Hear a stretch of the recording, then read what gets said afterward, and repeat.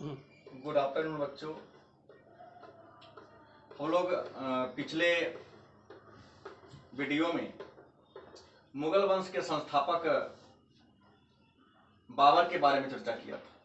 आज हम बाबर के उत्तराधिकारी हुमायूं के बारे में जानेंगे। हुमायूं जिनका वास्तविक नाम नासिरुद्दीन मोहम्मद हुमायूं था। इनका शासनकाल 1530 ईस्वी से 1540 ईस्वी के बीच और पुनः 1555 ईस्वी से 1556 ईस्वी के बीच माना जाता है। हुमायूं का जन्म 6 मार्च 1508 ईस्वी को काबुल में हुआ था। इनके पिता का नाम बाबर और माता का नाम माहिम सुल्ताना थी। इनके पत्नी हमीदा बानु बेगम थी। हुमायूं का विवाह हमीदा बानु बेगम से 1541 ईस्वी में हुआ था।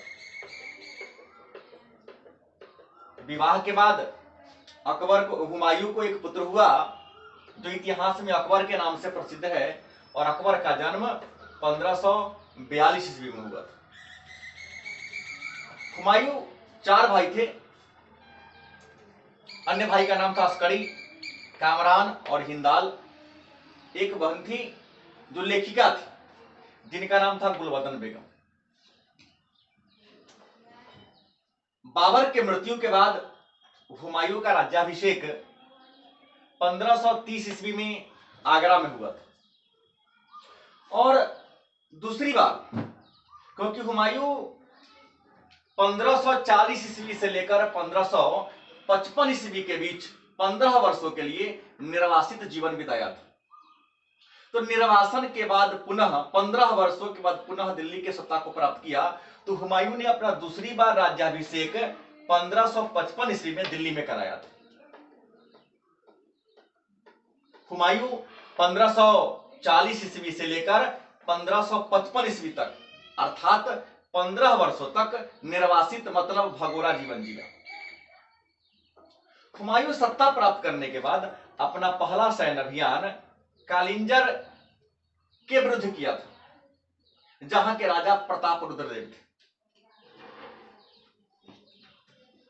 हुमायूं के निर्वासन के समय मतलब दिल्ली से भागने के बाद उनको जो सहायता किया था भाई जिनका नाम था हिंदाल,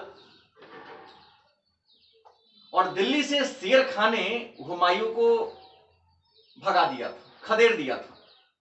तो पुनः दूसरी बार दिल्ली को प्राप्त करने में हुमायूं को जिस शासक ने सहायता किया था उनका नाम था शाह तमस्प, जो ईरान के शासक थे। हुमायूं जनवरी 1555 ईस्वी में दिल्ली के पुराना किला में दीन पनाह नामक एक पुस्तकालय थी, उस पुस्तकालय के सीढ़ी से गिरकर मृत्यु को प्राप्त कर दिया। हुमायूं ने कई लड़ाइयां लड़ी, जिसमें प्रमुख 3 लड़ाई हैं। पहला चौसा का युद्ध। चौसा का युद्ध 1539 ईस्वी में शेर खां और हुमायूं के बीच हुआ था। इस युद्ध में शेर खां जीत गया और हुमायूं हार गया। चौसा के युद्ध में हुमायूं जब प्राण बचाकर भाग रहा था, यह युद्ध अपने बिहार में गंगा नदी के किनारे लड़ा गया था। तो अपने प्राण को बचाने के लिए हुमायूं गंगा नदी में छलांग लगा दिया। इस नदी को पार करने में निजाम भिश्ती एक व्यक्ति था, उसने हुमायूं की प्राण बचाई थी। इससे खुश होकर हुमायूं निजाम भिश्ती को 1 दिन के लिए दिल्ली का राजा बना दिया। अपने 1 दिन के शासनकाल में निजाम भिश्ती ने चमड़ा का सिक्का चला दिया, ताकि इतिहास में अपने नाम और अपनी उपलब्धि को गिना सके। हुमायूं शेर खां के विरुद्ध हिंदाल की सहायता से 1540 में युद्ध की घोषणा किया। 1540 में शेर खां और हुमायूं के बीच जो युद्ध हुआ, उस युद्ध को हम बिलग्राम या कन्नौज के युद्ध के नाम से जानते हैं। 1540 में शेर खां और हुमायूं के बीच बिलग्राम या कन्नौज का युद्ध हुआ था, लेकिन इस युद्ध में भी हुमायूं शेर खां से पराजित हो गया। और इसी बिलग्राम या कन्नौज के युद्ध के बाद हुमायूं को दिल्ली से निर्वासित होना पड़ा, भागना पड़ा। इस क्रम में हुमायूं भागते भागते एक सूफी संत के आश्रम में जाकर टिक जाते हैं। उसी आश्रम में हुमायूं का हमीदा बानो बेगम से संबंध स्थापित हो जाता है और हुमायूं हमीदा बानो से विवाह कर लेते हैं। विवाह के बाद अकबर का जन्म होता है और अकबर के जन्म के अवसर पर हुमायूं के पास कुछ नहीं होता है बांटने के लिए खुशी में, क्योंकि जब तरदी बेग ने हुमायूं को अकबर के जन्म के समाचार दिया तो कुछ भी नहीं था, तो अपने मित्रों में उन्होंने कस्तूरी बांटा था। कस्तूरी एक सुगंधित पदार्थ होता है और बांटते हुए उन्होंने अपने मित्रों से, संतों से, सूफी संतों से आशीर्वाद मांगी थी कि आप हमारे पुत्र को आशीर्वाद दीजिए, जिस प्रकार कस्तूरी का सुगंध पूरे जंगल के वातावरण को खुशबूमय कर दिया है, हमारे पुत्र का नाम भी पूरे संसार में विख्यात हो जाए।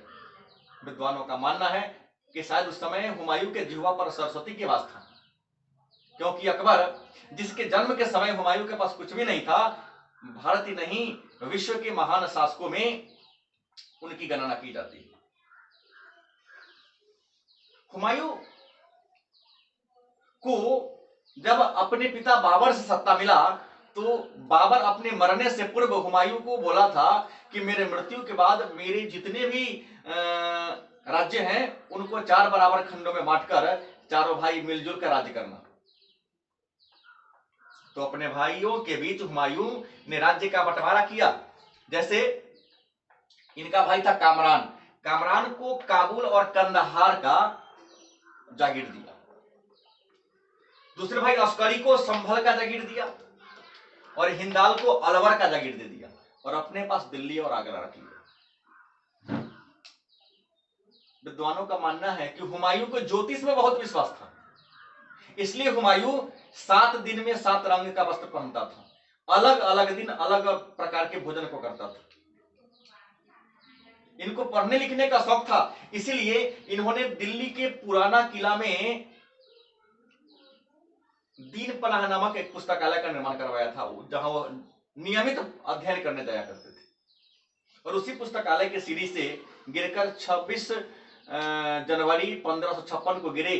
3 दिन इनका स्वास्थ्य खराब रहा और 29 जनवरी 1556 को इनकी मृत्यु हो गई। इनके मृत्यु पर लेन पुल नामक इतिहासकार ने लिखा कि गिरते पड़ते अपने जीवन की शुरुआत किया और गिरते पड़ते अपने जीवन से मुक्त हो गया। धन्यवाद। अगला हम लोग अकबर के बारे में चर्चा करेंगे।